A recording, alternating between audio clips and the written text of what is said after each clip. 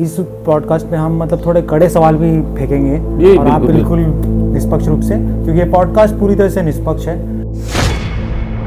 लेकिन आज के ज़माना देखिए, वो एक लोग आसानी से लालच में आ जाते हैं। हाँ। तो उनको आप कैसे एड्रेस करोगे, उनको कैसे काउंटर करेंगे आप? जात पात से ऊपर उठकर हर मोहल्ले में, चाहे वो उस पार्टी का हो, अपना हो या ना हो, लेकिन जब चुनाव होने के बाद सब एक होना चाहिए। और यही प्रार्थना है कि आप अपना विवेक का इस्तेमाल कीजिए और सही व्यक्ति को ही आप नगर पर, मैं नहीं कहता कि मैं ही सबसे सच्चा हूं, बहुत ईमानदार हूं, जो आपको अच्छा लगे उसको आप अवश्य वोट दीजिए कांकेर के विकास के लिए। कांकेर के विकास के लिए अगर आप चाहते हैं तो ये हम पॉडकास्ट भी इसलिए कर रहे हैं कि हम जो सही लोग हैं उनको आपके सामने पेश कर सकें, उनके व्यक्तित्व को।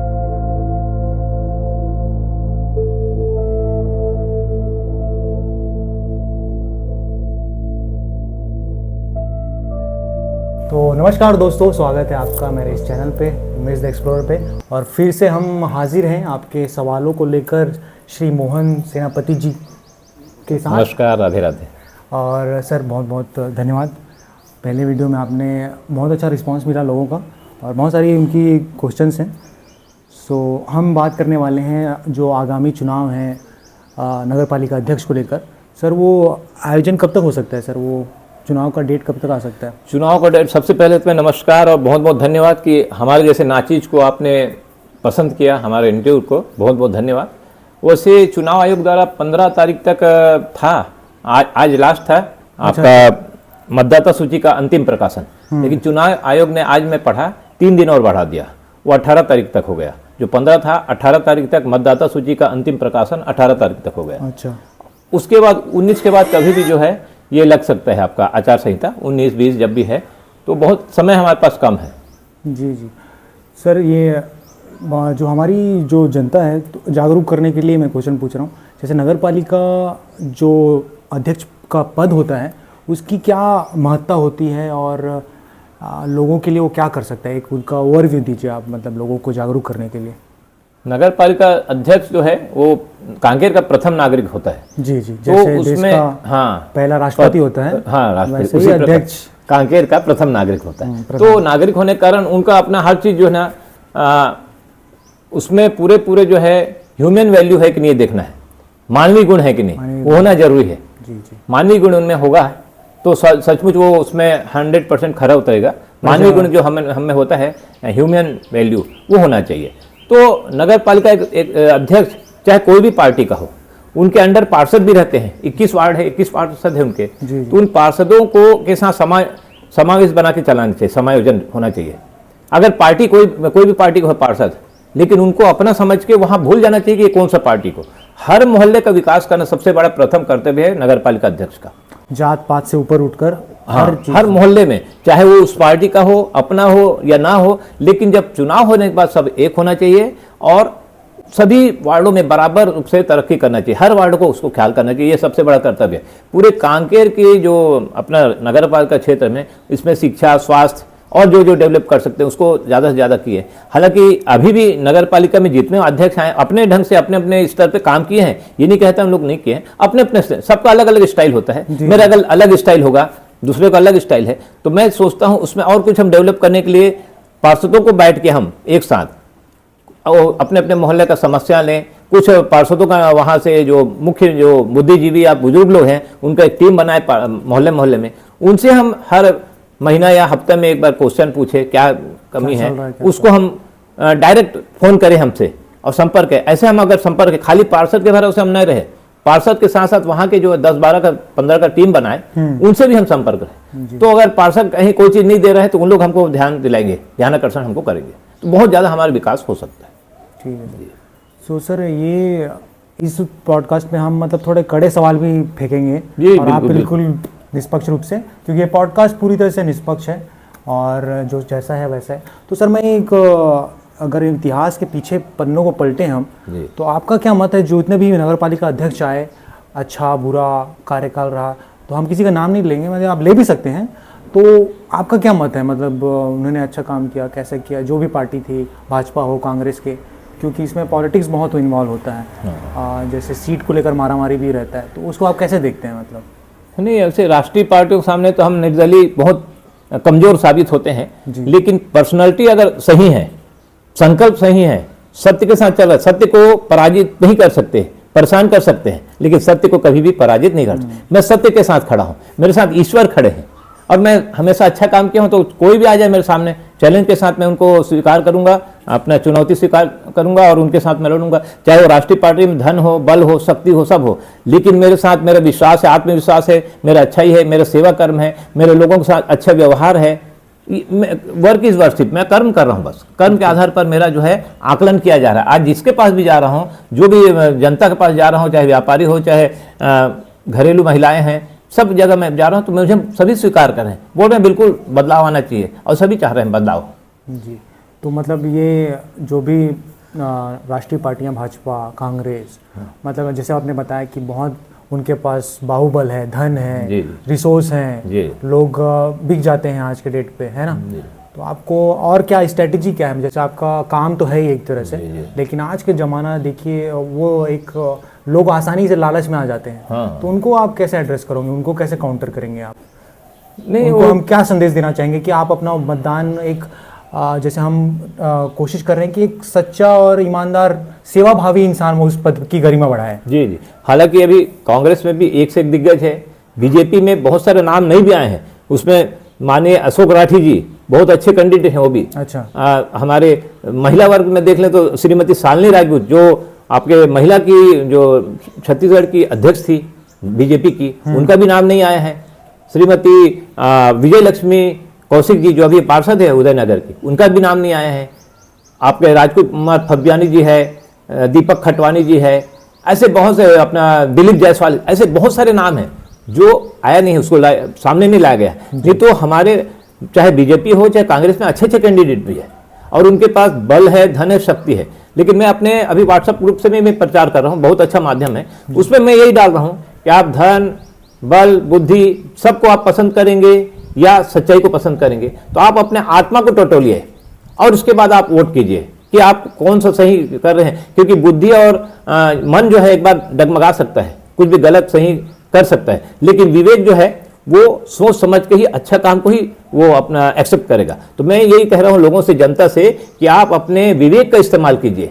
तो विवेक का अगर कोई इस्तेमाल करेगा तो चाहे वो धन हो, चाहे बल हो, चाहे शक्ति हो, सबको नकार देगा और विवेक से सही आदमी को ही वो चुनेगा। तो मेरे लोगों से यही प्रार्थना है कि आप अपना विवेक का इस्तेमाल कीजिए और सही व्यक्ति को ही आप नगर पर, मैं नहीं कहता कि मैं ही सबसे सच्चा हूं, बहुत ईमानदार हूं, जो आपको अच्छा लगे उसको आप अवश्य वोट दीजिए कांकेर के विकास के लिए। कांकेर के विकास के लिए अगर आप चाहते हैं तो ये हम पॉडकास्ट भी इसलिए कर रहे हैं कि हम जो सही लोग हैं उनको आपके सामने पेश कर सकें, उनके व्यक्तित्व को। जी जी। तो सर, एक सच्चे, ईमानदार और सेवा भाव के प्रतीक रहे हैं अपने पूरे जीवन काल में।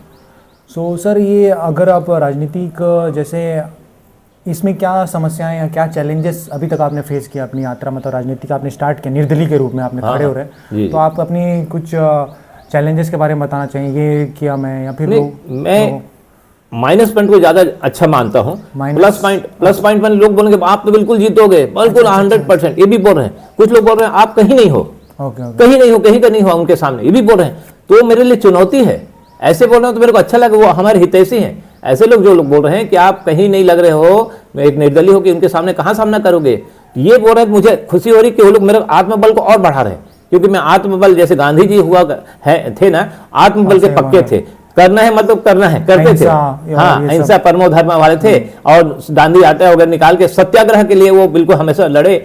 उसी गांधी जी के रास्ते में चल के सत्य के में लड़ रहा हूँ, और मेरा पूरा विश्वास है कि जनता जो है पूरा मेरे साथ है और पूरा वोट मेरे को ही देगी। इस बार निर्दलीय प्रत्याशी के रूप में मोहन सेनापति अध्यक्ष बनेगा, ऐसे मेरा पूरा विश्वास है। ठीक है, हमारी भी यही कामना है कि आप सफल रहें, धन्यवाद, अपने इस जर्नी में। और सर, ये और अपनी तरफ से आप कुछ और बताना चाहते हैं और कुछ कहना चाहेंगे अपने कांकेर वासियों को लेकर? हाँ, कांकेर वासियों के तो बहुत ख्वाब है कि कांकेर में सब कुछ हो। हाँ, मतलब रोड वगैरह तो बने हैं, बहुत अच्छे बने हैं, लेकिन बाकी जैसे पानी की समस्या है, जो मैं पहले भी बता चुका हूँ। पानी की समस्या, गर्मियों में भी लोग टैंकर आता है, पानी परेशानी होती है। स्वच्छता जो है, अभी बीच में जैसे हमारे दीदी लोग, स्वच्छता दीदी लोग हड़ताल में थे लगभग 2 महीना, तो उनको हमको मिल बैठ के बात करना है, उनसे क्योंकि वो बहुत बड़ी हमारे ताकत है स्वच्छता दीदी। हाँ, उन्हीं से वर्क होता है, हम लोग नहीं कर सकते। तो स्वच्छता दीदी लोग से हमको बैठ के बात करना है, उनके क्या समस्या है, छोटे मोटे समस्या उसको हल भी करना है, ये हमको कोशिश रहना है। तभी हम एक टीम भावना के साथ छोटे से बड़ा, एक जड़ से लेकर और शाखा और पत्ते तक हम एक रहेंगे, तभी आगे का विकास हो सकता है। तो हम ये नहीं सोचे कि केवल अध्यक्ष और पार्षद ही वहाँ के सब सर्वे सर्वा है। वहाँ का एक एक कर्मचारी, नगर पालिका कर्मचारी, सीएमओ से लेकर छोटे से चपरासी तक, स्वच्छता दीदी और जो भी सफाई करते हैं अपने स्वीपर, ये सारे हमारे लिए महत्वपूर्ण हैं। सबको हमको साथ में लेके चलना है एक टीम के रूप में। हमको बोलना ना पड़े कि ये नाली मोहल्ले का साफ नहीं हुआ है, वो लोग भी आत्म मंथन करते हुए अपना समझ के टूट के मतलब भिड़ के काम करे। ये मेरा कोशिश रहेगा कि हम सबको लेके चले, केवल अपने टीम को, पार्षद और अध्यक्ष को नहीं, कर्मचारी के साथ साथ छोटे से छोटे कर्मचारी को भी हम अपने में ढाल लें, हमारे सामानों को बना लें, ताकि उनको लगे कि नहीं ये मेरा काम है ना।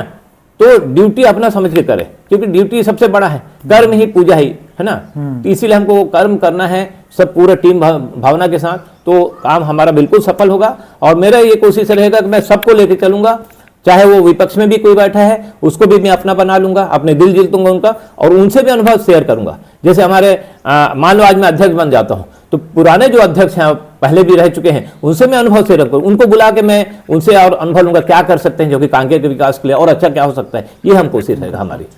जी। तो जैसे सर हम पिछले पॉडकास्ट में हम बात किए थे कि हम और क्या बेहतर मतलब एकजुटता को बढ़ावा देने के लिए, जैसे शिक्षकों के लिए आपने अपना आइडिया बताया, अच्छा था वो। तो वैसे ही हम कर्मचारी संघ के लिए क्या कर सकते हैं जिनको एक समाज में एक इज्जत वाली नज़र दे, और उनके लिए आयोजन, ऐसा कुछ आपके कुछ योजनाएं हैं ऐसा कुछ उनको लिए? हाँ, अपन को भी चाहिए। जैसे अपना इंजीनियर डे होता है तो उसमें हम इंजीनियर डे को भी बनाएं, और अपना विश्वकर्मा जयंती होता है उसमें सारे बहुत लोग रहते हैं, तो अपना अपना जयंती को भी हम हर वर्ग का अगर मनाएं नगर पालिका के माध्यम से, अपना अपना वर्ग वाले मनाते हैं, समाज वाले मनाते हैं, इसके अलावा हम उनके समाज में भी शामिल हो और साथ में हम भी ऐसे नया आयोजन करें तो बहुत अच्छा रहेगा। 26 जनवरी और 15 अगस्त जो होता है स्वतंत्रता दिवस और गणतंत्र दिवस, उसमें हर एक नागरिक को उसमें प्राथमिकता देते हुए उनको हम इन्वाइट करें, क्योंकि ये सबका त्यौहार है। 26 जनवरी और 15 अगस्त केवल शिक्षक और बच्चों का ही त्यौहार नहीं है, जिला प्रशासन का ही त्यौहार नहीं है, एक एक नागरिक का त्यौहार है। तो नगर का पालिका में जितना है उनको हमको अनाउंसमेंट करा के, अगर हम कार्ड सबको नहीं दे सकते तो उनको अनाउंसमेंट करा के उनको बुलाए सादर पूर्ण। जैसे हम अपने शादी में अपने लोगों कितने लोगों बुलाते हैं, कार्ड भेजने के अलावा हम फोन भी करते हैं, उस प्रकार हमको अनाउंसमेंट करा के अगर उनको बुलाएंगे तो जरूर हमारा सारे कार्यक्रम सक्सेस होंगे। कोई भी कार्यक्रम हम कराते हैं, ये केवल 26 जनवरी और 15 अगस्त नहीं, कोई आयोजन कैसे जैसे करते हैं अपन, कोई सिंध समाज का कार्यक्रम कर रहे हैं तो सारे को बुलाए, केवल सिंधी लोग को ही ना बुलाए उसमें, है ना। या विश्वकर्मा जयंती मना रहे हैं, खाली विश्वकर्मा मानने वाले को नहीं बुलाए, सारे को बुलाए, तो उसमें ज्यादा हमारा कार्यक्रम सफल भी होगा और लोग जानेंगे कि एक दूसरे के मतलब रीति रिवाज, सामाजिक रीति रिवाज के बारे में जानकारी भी मिलेगी, आपस में एकजुटता भी बढ़ेगी। जी जी जी। जैसे सर वो अभी रिसेंटली अखबारों में आता है, ये जैसे स्वच्छता का आपने पहला पॉइंट बताया कि वो पहला प्राथमिकता होगी आपकी, तो रिसेंटली अभी तक तो बाज़ारों में रिसेंट अखबार में भी आया था कि शहरों के आसपास गंदगी जमा है, ये जानते हो।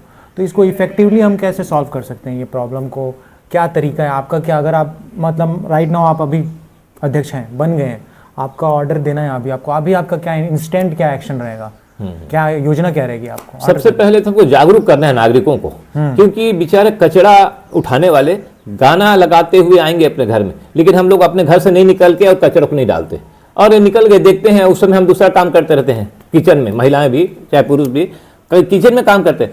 तो हमको एकदम जागरूक होना है, नहीं उन लोग आए तो पहले से निकाल के हम कचरा रख दें, तो हम अपना कचरा का निपटारा हमको स्वयं का करना है, हमारे घर तक पहुंच रहे हैं। नगर पालिका का बहुत अच्छा काम है कि घर घर कचरा वाले आ रहे हैं, लेकिन नागरिकों का भी एक वो होता है, दायित्व रहता है कि इसको करें। तो नागरिकों में जागरूकता लाना सबसे पहला काम है। अगर हम नागरिकता में जागरूकता नहीं लाएंगे तो कोई मतलब, जैसे हम दूध नदी की सफाई कई सालों से कर रहे हैं, पप्पू भाई के साथ, मोटवानी जी के साथ कई वर्षों से कर रहे हैं, लेकिन जैसे करते हैं दूसरा दिन देते हैं कचरा, व्यापारी लोग डाल देते हैं। तो क्या जब तक उनमें जागरूकता नहीं लाएं तो हमारा सफाई का कोई मतलब नहीं है। तो सर इसका जड़ इलाज क्या हो सकता है? शिक्षा में हम क्या इंट्रोड्यूस कराएं, सिलेबस में ऐसा कुछ करा सकते हैं अपन, नगर पालिका स्तर पे ऐसा कुछ करा सकते हैं कि मतलब शिक्षा मतलब बचपन से बच्चों में वो समझ डाला जाए स्वच्छता को लेकर, सिलेबस में इंट्रोड्यूस करा जा सकता है, ऐसा कुछ प्रपोजल भेज सकते हैं अपन राज्य हाँ, सरकार को? प्रपोजल तो भेजा जाए, क्योंकि राज्य शासन का ये काम है। फिर भी हम प्रपोजल पैसे, जैसे अभी हमारे मोदी जी आदरणीय, कोई भी पार्टी को मतलब नहीं, जो सही है सही है, स्वच्छता के बारे में ऐसे से मतलब लोगों के दिमाग में ऐसे भर दिए कि अभी भी हम कहीं कोई पैकेट खाते हैं, आजकल पैकेट में ही आता है, तो लगता है कुछ नहीं है फेंकने का, जेब में रख लेते हैं हम उसको, कहीं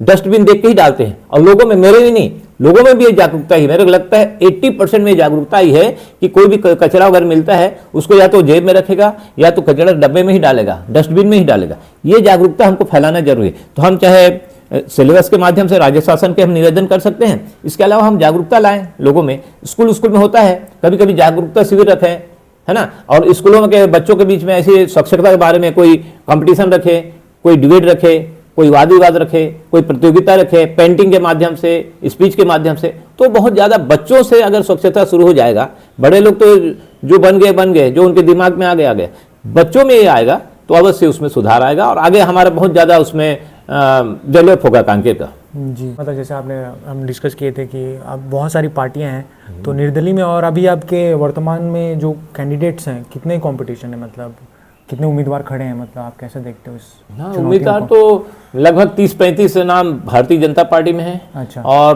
5-7 नाम करीब कांग्रेस में सुनने में आया है, ऐसे सुनने में आया है। बहुत अच्छे लोग का अभी नाम उभरा नहीं है, जैसे अभी टिकट मिलेगा तो क्लियर हो जाएगा कौन आ रहे हैं कौन नहीं। लेकिन अच्छे लोग, कोई प्रदेश स्तर के लोग हैं, उनका नाम भी नहीं आया है, जैसे शालिनी राजपूत जी है, महिला भी है, प्रदेश स्तर की वो कार्यकर्ता है, उनका भी नाम नहीं है।